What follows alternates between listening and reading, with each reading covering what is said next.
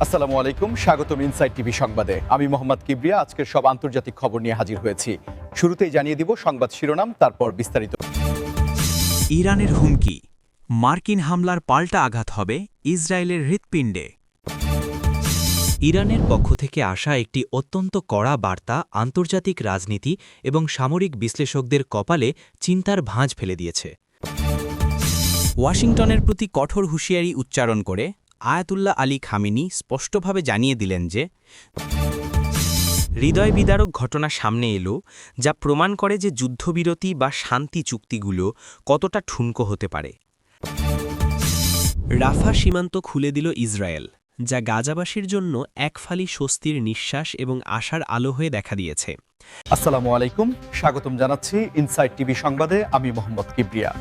এতক্ষণ শুনছিলেন সংবাদ শিরোনাম, এবার বিস্তারিত।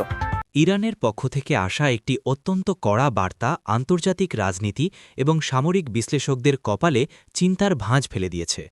কারণ ইরান এবার সরাসরি জানিয়ে দিয়েছে যে তাদের ওপর যদি কোনো ধরনের মার্কিন হামলা চালানো হয়, তবে তারা সেই হামলার জবাব দিতে মার্কিন ঘাঁটিতে নয়, বরং তাদের প্রধান মিত্র ইসরায়েলের একেবারে হৃৎপিণ্ডে আঘাত হানবে। এই যে হৃৎপিণ্ড শব্দটি ব্যবহার করা হয়েছে, এটি সামরিক দিক থেকে অত্যন্ত তাৎপর্যপূর্ণ, কারণ এর মাধ্যমে তেহরান মূলত তেল আবিব এবং হাইফার মতো জনবহুল ও অর্থনৈতিকভাবে গুরুত্বপূর্ণ শহরগুলোকে লক্ষ্যবস্তু করার ইঙ্গিত দিয়েছে, যা যুদ্ধের মোড় সম্পূর্ণ ঘুরিয়ে দিতে পারে।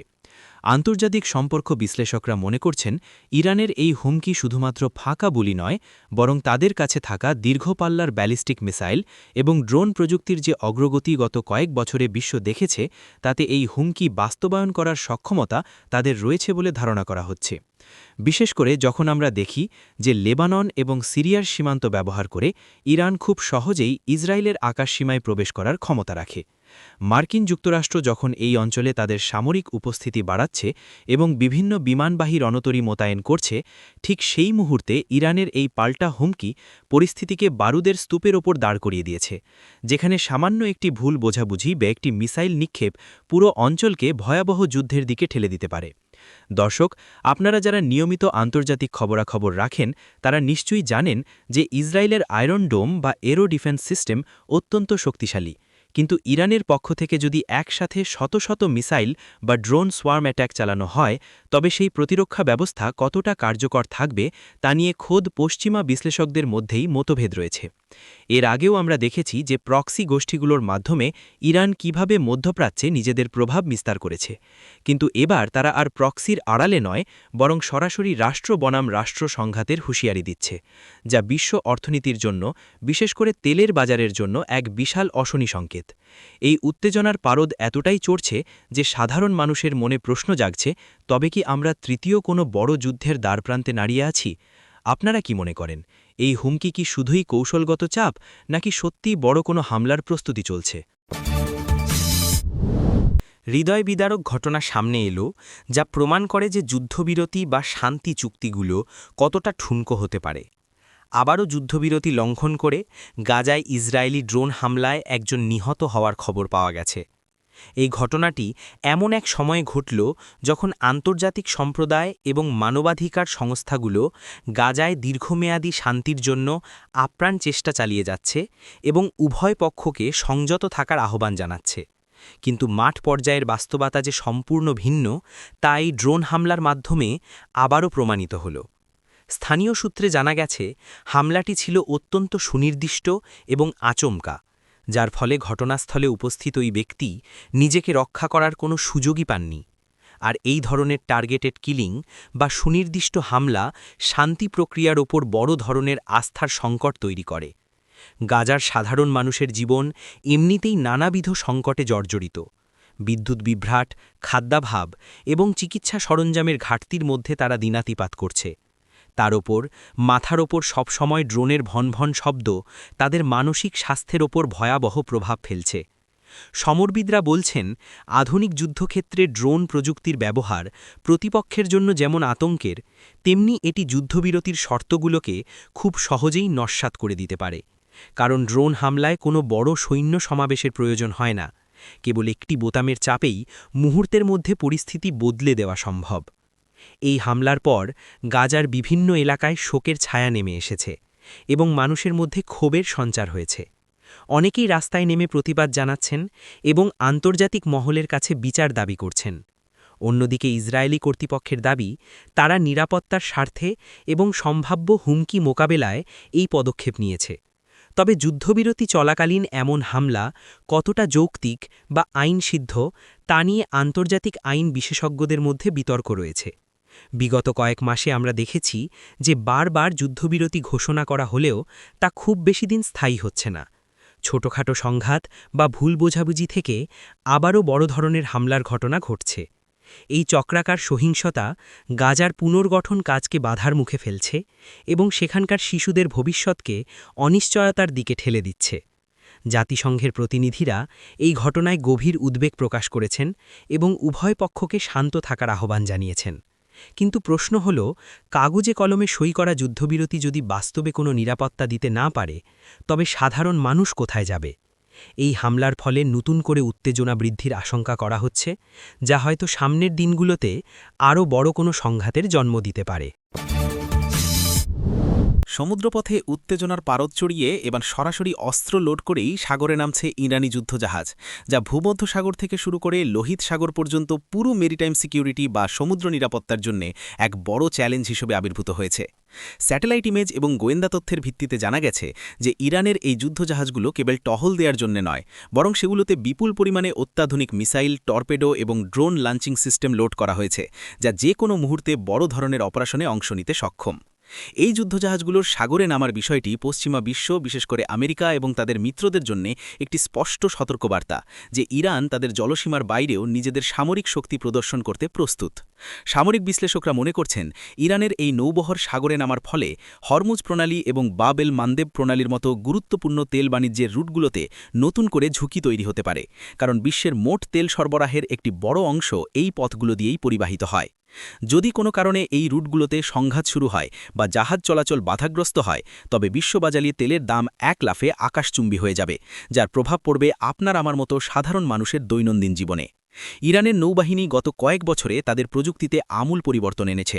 তারা এখন আর ছোট স্পিডবোট বা টহল জাহাজের ওপর নির্ভরশীল নয়, বরং তাদের বহরে যুক্ত হয়েছে বড় আকারের ডেস্ট্রয়ার এবং সাবমেরিন, যা দীর্ঘ সময় গভীর সমুদ্রে অবস্থান করতে পারে।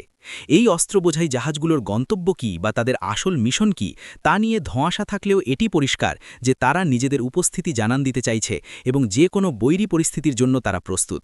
সাগরে ভাসমান এই বারুদাগারগুলো আন্তর্জাতিক কূটনীতিতেও বড় ধরনের প্রভাব ফেলছে, কারণ এর ফলে মধ্যপ্রাচ্যের দেশগুলোর মধ্যে এক ধরনের অস্ত্র প্রতিযোগিতার সৃষ্টি হচ্ছে। অনেকেই আশঙ্কা করছেন, সাগরে সামান্য কোনো ভুল বোঝাবুঝি বা অনিচ্ছাকৃত সংঘর্ষ থেকেও বড় কোনো যুদ্ধের সূত্রপাত হতে পারে। আপনারা যারা জিওপলিটিক্স বা ভূ রাজনীতি নিয়ে আগ্রহ রাখেন, তারা নিশ্চয়ই বুঝতে পারছেন যে সাগরের এই দাবা খেলায় প্রতিটি চাল কতটা ঝুঁকিপূর্ণ।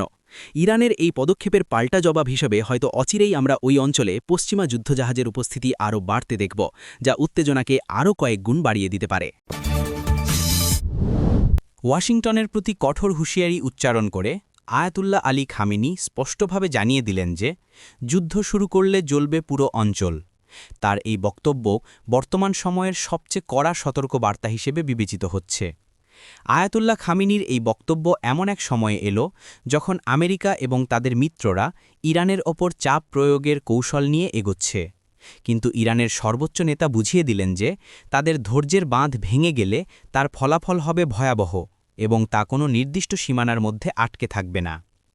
পুরো অঞ্চল জ্বলবে বলতে তিনি সম্ভবত এটাই বুঝিয়েছেন যে যুদ্ধ যদি শুরু হয়, তবে তা ইরান বনাম আমেরিকার মধ্যে সীমাবদ্ধ থাকবে না, বরং লেবানন, সিরিয়া, ইরাক, ইয়েমেন এবং উপসাগরীয় দেশগুলো এই আগুনের লেলিহান শিখায় পুড়ে ছাই হতে পারে। মধ্যপ্রাচ্যে মার্কিন যুক্তরাষ্ট্রের একাধিক সামরিক ঘাঁটি রয়েছে এবং হাজার হাজার সৈন্য সেখানে অবস্থান করছে। খামেনির এই বক্তব্যের মাধ্যমে মূলত সেই ঘাঁটিগুলোকে সম্ভাব্য টার্গেট হিসেবে ইঙ্গিত করা হয়েছে। রাজনৈতিক বিশ্লেষকরা বলছেন, খামেনির এই বক্তব্য কেবল ফাঁকা বুলি নয়, কারণ মধ্যপ্রাচ্য জুড়ে ইরানের বিশাল প্রক্সি নেটওয়ার্ক বা সমর্থক গোষ্ঠী রয়েছে, যারা একযোগে বিভিন্ন ফ্রন্ট থেকে আক্রমণ চালাতে সক্ষম। এই হুঁশিয়ারি ওয়াশিংটনের নীতি নির্ধারকদের জন্য একটি বড় মাথাব্যথার কারণ হয়ে দাঁড়িয়েছে, কারণ আমেরিকা এই মুহূর্তে নতুন কোনো দীর্ঘমেয়াদী যুদ্ধে জড়াতে চায় না, বিশেষ করে যখন ইউক্রেন এবং অন্যান্য বৈশ্বিক ইস্যুতে তাদের মনোযোগ নিবদ্ধ রয়েছে। আয়াতুল্লাহ আলী খামিনি তার বক্তব্যে আরও জোর দিয়ে বলেছেন যে আলোচনার পথ বন্ধ হয়ে গেলে প্রতিরোধের পথই হবে তাদের একমাত্র বিকল্প, আর সেই প্রতিরোধ হবে সর্বাত্মক এবং বিধ্বংসী। তার এই বক্তব্যের পর তেলের বাজারেও অস্থিরতা লক্ষ্য করা গেছে, কারণ বিনিয়োগকারীরা আশঙ্কা করছেন যে সংঘাত শুরু হলে জ্বালানি সরবরাহ ব্যবস্থা ভেঙে পড়তে পারে। সাধারণ মানুষের দিক থেকে চিন্তা করলে দেখা যায় এই ধরনের উচ্চ পর্যায়ের হুমকি-ধুমকি তাদের মনে প্রতিনিয়ত আতঙ্ক তৈরি করে, কারণ যুদ্ধের প্রথম শিকার হয় নারী, শিশু এবং নিরীহ নাগরিকরা। আন্তর্জাতিক সম্পর্ক বিশেষজ্ঞরা মনে করছেন এই বক্তব্যের মাধ্যমে ইরান মূলত একটি ডেটারেন্স বা ভীতি প্রদর্শনের কৌশল নিয়েছে, যাতে আমেরিকা কোনো হঠকারী সিদ্ধান্ত না নেয়। তবে ইতিহাসের দিকে তাকালে আমরা দেখি অনেক সময় নেতাদের এমন গরম বক্তব্য পরিস্থিতির নিয়ন্ত্রণকে হাতের বাইরে নিয়ে যায়। আমরা আশা করি কূটনীতি এবং আলোচনার মাধ্যমেই সব সমস্যার সমাধান হবে, কারণ বিশ্ববাসী আর কোনো ধ্বংসযজ্ঞ দেখতে চায় না। রাফা সীমান্ত খুলে দিল ইসরায়েল, যা গাজাবাসীর জন্য এক ফালি স্বস্তির নিঃশ্বাস এবং আশার আলো হয়ে দেখা দিয়েছে। রাফা ক্রসিং কেবল একটি যাতায়াতের পথ নয়, বরং এটি গাজার অবরুদ্ধ মানুষের জন্য বহির্বিশ্বের সাথে যোগাযোগের একমাত্র প্রধান ধমনী বা লাইফলাইন, যা দীর্ঘ সময় বন্ধ থাকায় সেখানে মানবিক বিপর্যয়ের চরম আকার ধারণ করেছিল।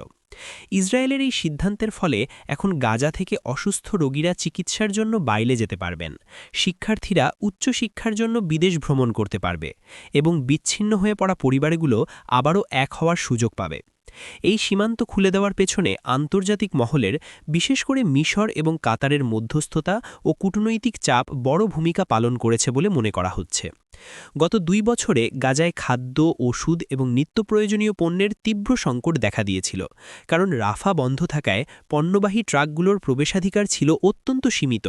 কিন্তু এখন আশা করা হচ্ছে যে ত্রাণের লরিগুলোর নিয়মিত প্রবেশ করতে পারবে এবং সেখানকার বাজারের স্থবিরতা কিছুটা হলেও কাটবে। তবে সীমান্ত খোলার বিষয়ে ইসরায়েল বেশ কিছু কঠোর শর্ত জুড়ে দিয়েছে এবং নিরাপত্তার অজুহাতে তারা প্রতিটি পাসপোর্টে কড়া নজরদারি চালাবে বলে জানিয়েছে, যা অনেকের মতে যাতায়াত প্রক্রিয়াকে ধীর করে দিতে পারে। তবুও স্থানীয় মানুষ এই সিদ্ধান্তকে স্বাগত জানিয়েছে, কারণ একদম বন্ধ থাকার চেয়ে কঠোর শর্তে খোলা থাকাও তাদের জন্য মন্দের ভালো। রাফা ক্রসিং খোলার দৃশ্যে এক আবেগঘন পরিবেশের সৃষ্টি হয়েছে। দীর্ঘদিন আটকে পড়া মানুষগুলো যখন সীমান্তের ওপারে পা রাখছেন, তখন তাদের চোখে মুখে ছিল মুক্তির আনন্দ এবং স্বজনদের কাছে পাওয়ার আকুতি। অর্থনৈতিক বিশ্লেষকরা বলছেন সীমান্ত খুলে দেওয়া গাজার অর্থনীতির চাকা সচল করতে সাহায্য করবে, কারণ এর মাধ্যমে ক্ষুদ্র ব্যবসায়ীরা আবারও আমদানি রপ্তানির সুযোগ পাবেন। তবে প্রশ্ন হল, এই সীমান্ত কি দীর্ঘস্থায়ীভাবে খোলা থাকবে, নাকি আবারও কোনো রাজনৈতিক উত্তেজনার অজুহাতে হুট করে বন্ধ করে দেওয়া হবে? অতীতের অভিজ্ঞতা থেকে গাজাবাসী পুরোপুরি শঙ্কামুক্ত হতে পারছেন না, তবুও বর্তমান মুহূর্তটি তাদের জন্য উদযাপনের। মানবাধিকার কর্মীরা দাবি করছেন যেন এই ক্রসিংটি স্থায়ীভাবে এবং মানবিক কারণে রাজনীতির ঊর্ধ্বে রেখে খোলা রাখা হয়। আমরা আমাদের চ্যানেলের পক্ষ থেকে সবসময় চাই যেন সাধারণ মানুষ তাদের মৌলিক অধিকার ফিরে পায় এবং নিরাপদে বাঁচতে পারে।